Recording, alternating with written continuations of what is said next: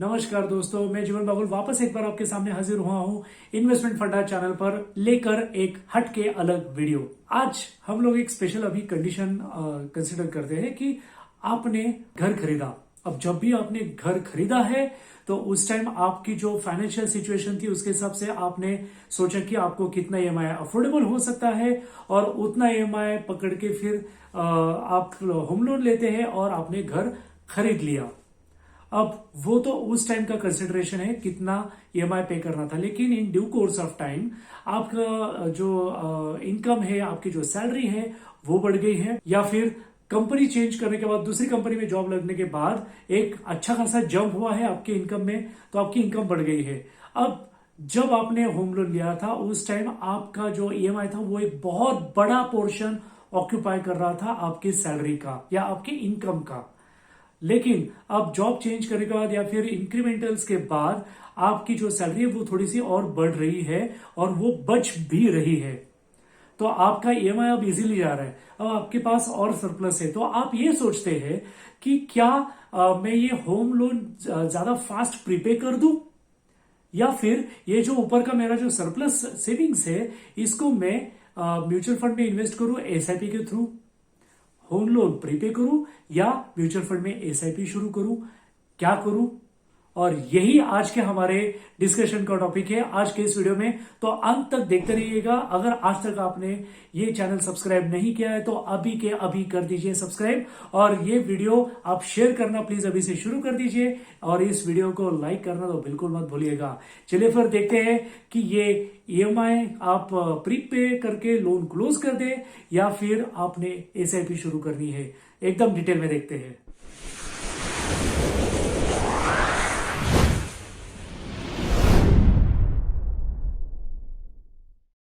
आजकल home loans मिलते हैं लगभग 7 से 8% के रेट से, और जब भी हम म्यूचुअल फंड्स की बात करते हैं, एसआईपी अगर देखें तो वो ऑफकोर्स उससे ज्यादा रिटर्न देते हैं।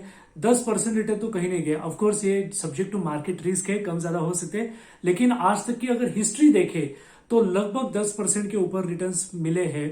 तो ऑब्वियसली होम लोन से ज्यादा रिटर्न्स अगर वहां पर मिल रहे हैं तो क्यों ना हम होम लोन कंटिन्यू करें और फिर वहां पर इन्वेस्ट करें ताकि कुछ ज्यादा रिटर्न्स वहां पे हमें मिले।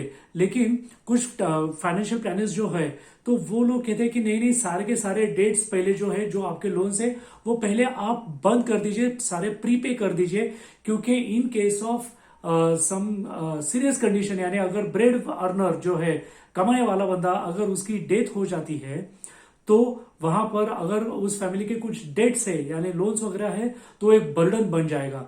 तो कई फाइनेंशियल प्लानर्स बोलते हैं कि नहीं, पहले तो आप सारे लोन्स बंद कर दीजिए। डिपेंड्स आप कौन से टाइप के फाइनेंशियल प्लानर से बात कर रहे हैं, लेकिन कुछ लोग ऐसे भी मिले हैं कि ठीक है, अगर होम लोन आपका है तो आधा आधा आपकी जो भी एक्स्ट्रा सेविंग्स है उसमें से थोड़ा सा होम लोन के लिए आधा डाल दीजिए और आधे से आप एसआईपी शुरू कर दीजिए, which is the best option I think. लेकिन डिपेंड्स आपकी मेंटेलिटी क्या कहती है और आपके सामने कौन सा फाइनेंशियल प्लानर बैठा है। कई बार ऐसा होता है कि लोग बोलते कि नहीं, मैं पहले होम लोन तो इमीडिएटली क्लोज नहीं करूंगा, मैं ना एसआईपी शुरू कर देता हूं। लेकिन थोड़ा सा सोचिए कि अगर जो अर्निंग मेंबर है उनकी अगर डेथ हो जाती है तो होम लोन का जो पैसा है वो तो आपको कहीं से तो पे करना ही पड़ेगा, लेकिन एसआईपी शुरू करके इतना कितना फंड इकट्ठा हो गया होगा। तो ऐसे टाइम पे आपने पहले सोचना चाहिए कि सबसे पहले क्या करें। तो सबसे पहले एक इंश्योरेंस निकालिए, एक लाइफ इंश्योरेंस अच्छा खासा, एक साइजेबल, उसके बाद एक अच्छा खासा मेडिक्लेम निकाल के रखिए आप, और उसके बाद आपने कुछ एक फंड्स जिसको हम इमरजेंसी फंड बोलते हैं वो आप इकट्ठा करके रखिए कि एटलीस्ट 1 साल तक का खर्चा आपकी फैमिली का चलता रहे आपकी डेथ के बाद। यानी ब्रेड अर्नर जो है, जो अर्निंग मेंबर है, उनकी डेथ के बाद 1 साल तक का खर्चा निकलना चाहिए। तो उसके लिए एक इमरजेंसी फंड इकट्ठा करके रखें, और ये 3 चीजें होने के बाद आप सोचिए एसआईपी के बारे में। उसके साथ साथ आपने ये भी तो सोचना चाहिए कि क्या इन नियर फ्यूचर कुछ ऐसे आपके पैसों के कमिटमेंट्स है कि जो आपको पैसे पे करने पड़ेंगे। फॉर एग्जांपल बच्चों के स्कूल के फीस हो सकते हैं, या फिर ट्यूशन फीस हो सकते हैं, या फिर क्रेडिट कार्ड के कुछ बिल्स हो सकते हैं बड़े। तो अगर वो पे करने हैं तो हम लोग सजेस्ट करेंगे कि होम लोन प्रीपे करना या फिर एसआईपी शुरू करना, ये दोनों से पहले तो वो जो आगे आने वाला जो बड़ा खर्चा है उसके लिए सेव करके रखिए। अगर उसके लिए आपने सेव करके रखा है तो ही आप होम लोन प्रीपे करने का या फिर एसआईपी शुरू करने का सोचिए। थोड़ा सा अब इसको हम लोग एक एग्जांपल से देखने की कोशिश करते हैं कि सपोज आप इस सिटी में आप 12 साल पहले आए हैं और आपके कॉलेज डेज में, और उसके बाद कॉलेज खत्म होने के बाद आपने एक अच्छी खासी लाइफ यहाँ पे सेट की हुई है, और लाइफ सेट करने के बाद 3 साल पहले आपने 1 करोड़ का एक घर खरीदा और उसका ईएमआई है 83,000 रुपीज पर मंथ। अब इन 3 सालों में आपका शायद जॉब चेंज हो गया, आपकी सैलरी बढ़ गई है, या फिर आपके इंक्रीमेंट्स हो गए हैं और सैलरी बढ़ गई है। अब आपके पास सरप्लस अमाउंट है। जब आपने 83,000 का ईएमआई शुरू किया था तो वो आपके सैलरी का एक बहुत बड़ा पोर्शन था, लेकिन अब आपका इनकम बढ़ गया है तो आपके पास सरप्लस बच गया है। तो अब आपके दिमाग में आ रहा है कि क्या आप ये ईएमआई जो एक्स्ट्रा जो ईएमआई के बाद पैसा बच रहा है ये आप इन्वेस्ट करें या होम लोन को प्रीपे करना शुरू कर दे। अब ये डायलेमा आपके मन में है, तो ऐसे वक्त आप क्या करें। अब तक हम लोग देख रहे थे सिनारियो 1 कि जहां पर आपके जॉब चेंज की वजह से या फिर आपकी सैलरी बढ़ने की वजह से आपके सेविंग्स बढ़ गए थे ईएमआई पे करने के बाद, तो वहां पर आप डिसीजन लेते हैं कि चलो ईएमआई की अमाउंट बढ़ा देते हैं तो आपका टेन्योर कम हो जाएगा। वो सिनारियो में क्या होता है। लेकिन अब देखते हैं कि अगर ये जो एडिशनल जो आपके सेविंग्स है ये आप ईएमआई की अमाउंट बढ़ा ही नहीं, लेकिन अगर आपने म्यूचुअल फंड में एसआईपी नहीं शुरू करने का सोच लिया इस एडिशनल सेविंग्स के लिए, तो क्या होगा थोड़ा सा देख लेते हैं। ईएमआई की अमाउंट बढ़ाने की वजह से उसका टेन्योर कम हो गया। उसका टोटल ओरिजिनल लोन का अमाउंट था 1 करोड़ रुपीस और 20 साल में वो पे करने के वाला था 2.1 करोड़ रुपीस। ईएमआई उसका था 83,664। अब 36 महीने उसने पे किए हैं, टोटल 30 लाख, जो कि प्रिंसिपल और इंटरेस्ट मिलके बनते हैं। और चौथे साल के पहले महीने में उसका प्रिंसिपल अमाउंट बाकी था 93 लाख रुपीस। तो उसने 3 साल के बाद उसने टेन्योर कम कर दिया है, ईएमआई बढ़ा दिया है, तो वो 10 साल के लिए अभी उसने टेन्योर टोटल कर दिया है। तो उसका नया ईएमआई का अमाउंट आता है 1.12 लैक्स। अब उसने 10 साल में टोटल पे किए हैं 1.3 करोड़ रुपीस। उसके बाद उसने टोटल अगर हम देखें कि 13 साल में कितने पे किए तो 1.6 करोड़ रुपीस।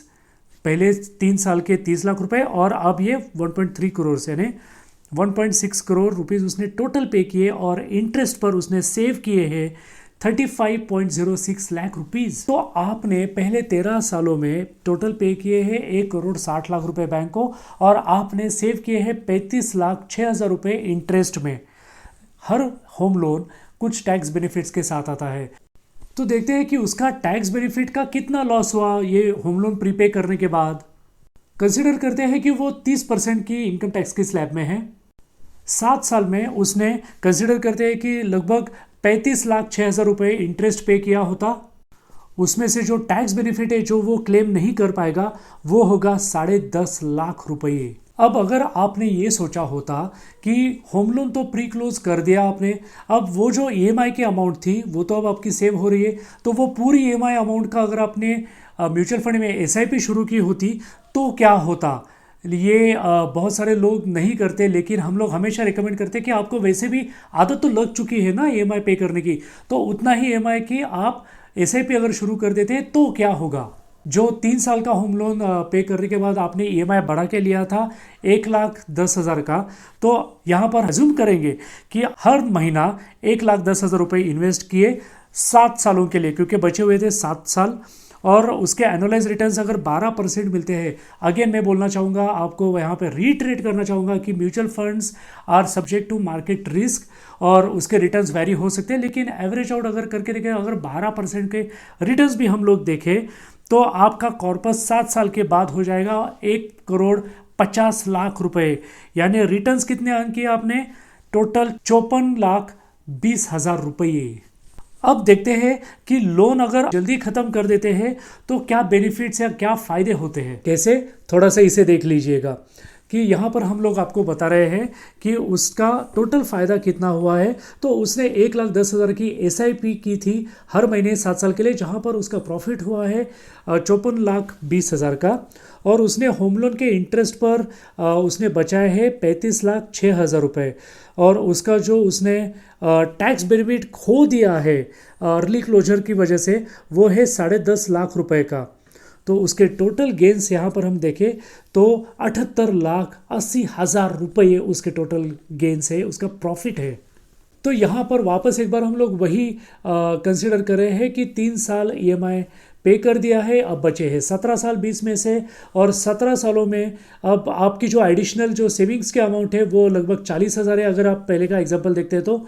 और वो 40,000 रुपये आप 17 साल अगर 12% के हिसाब से इन्वेस्टमेंट करते हैं, 12% में इसलिए पकड़ रहा हूँ क्योंकि इसके पहले के एग्जाम्पल में भी वही पकड़ा था। 40,000 रुपये 17 साल के बाद तो आपकी फंड वैल्यू हो जाएगी 2,70,00,000 रुपए। यानी आपने रिटर्न्स कितने आपने कमाए, 1,90,00,000 रुपए आपने कमाए। अब देखते हैं कि 20 साल के लिए वो टैक्स के बेनिफिट लेने वाला है। ये जो एडिशनल के 7 साल थे ना, तो उसमें उसने कितना टैक्स का बेनिफिट कमाया है। टैक्स ब्रैकेट हम 30% वापस एक बार कंसिडर कर रहे हैं।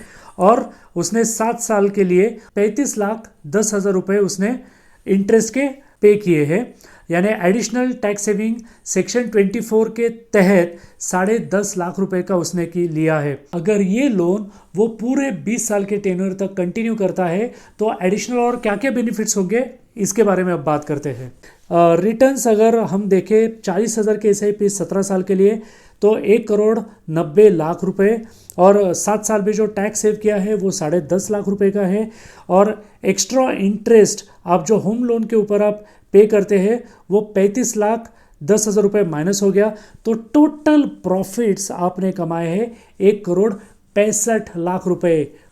उफ, कितना बड़ा डिफरेंस आता है ना। कि एक अच्छा ऑप्शन क्या है कि आप होम लोन पे करते रहिए एंड तक, और उसके साथ साथ जो आपके एडिशनल सेविंग्स है उन्हें आप इन्वेस्ट कीजिए म्यूचुअल फंड के SIP में। क्योंकि अगर आपने म्यूचुअल फंड के SIP में वो इन्वेस्ट नहीं किया होता और EMI बढ़ा के आपने अगर होम लोन प्रीपे कर दिया होता तो आपके अर्निंग्स हो जाते कितने, याद है आपको? आपके अर्निंग्स हो जाते 78,80,000 रुपए आपने एक्स्ट्रा अर्न किए रहते। और अगर आपने होम लोन पूरा ऐसे ही पे किया होता 20 साल के लिए, और वो जो ऊपर की आपकी जो सेविंग्स है वो अगर आपने इन्वेस्ट की होती म्यूचुअल फंड के SIP में, तो आपका टोटल अर्निंग कितना हुआ रहता, 1,64,00,000 रुपए। कम है क्या? नहीं ना। तो ये तो सब कुछ सही सही हो सकता है, तभी हो सकता है जब आपके जो इंक्रीमेंट्स है सैलरी में या फिर जॉब चेंज की वजह से जो भी आपके इनकम बढ़ रहे हैं, तो वो जो सेविंग्स हो रहे हैं अगर वो सेविंग्स आप इन्वेस्ट करें तो ही ये हो सकता है। लेकिन अक्सर हमने क्या देखा है कि अगर इनकम बढ़ता है तो आपके एक्सपेंसेस भी लाइफस्टाइल के बढ़ जाते हैं, लेकिन सेविंग्स उस हिसाब से बढ़ते नहीं है, तो फिर ये कैलकुलेशन फेल हो जाएगा। तो अगर आपको ये कैलकुलेशन सही सही बिठाना है तो आपको जो आपकी बढ़ी हुई अमाउंट है सेविंग्स की उसे इन्वेस्ट करना पड़ेगा। एक कॉमन थंब रूल आपको बता देता हूं कि अगर आपके होम लोन के इंटरेस्ट से ज्यादा अगर आपके इन्वेस्टमेंट के रिटर्न्स है तो वहां पर आप होम लोन पे करते रहना चाहिए आपने। और फिर उसके साथ साथ जो बढ़ोतरी हुई है आपके सेविंग्स में वो आपने म्यूचुअल फंड के SIP में इन्वेस्ट करनी चाहिए। तो मुझे उम्मीद है कि ये वीडियो आपके बहुत ही काम आया होगा। अगर आपको भी ऐसा लगता है कि नहीं सच में ये वीडियो लोगों तक पहुंचना चाहिए तो अभी अभी इमीडिएटली शेयर करना शुरू कर दीजिए। लेकिन उसके पहले इस वीडियो को लाइक कर दीजिए। और हाँ, अगर आज तक आपने ये चैनल सब्सक्राइब नहीं किया तो प्लीज अभी के अभी तो सब्सक्राइब कर दीजिए, क्योंकि ये सब्सक्राइब करने के बाद आपको पता चलता रहेगा कि हमारे अगले इंपॉर्टेंट वीडियोस कब कब पब्लिश हो रहे हैं। तो फिर मिलते हैं अब हमारे अगले वीडियो में एक अलग हट के टॉपिक के साथ, वापस पूरा स्टैटिस्टिकल डेटा लेके आपके सामने हाजिर होंगे हमारे अगले वीडियो में। तब तक के लिए please take care of yourself. टाटा बाय बाय, सी यू।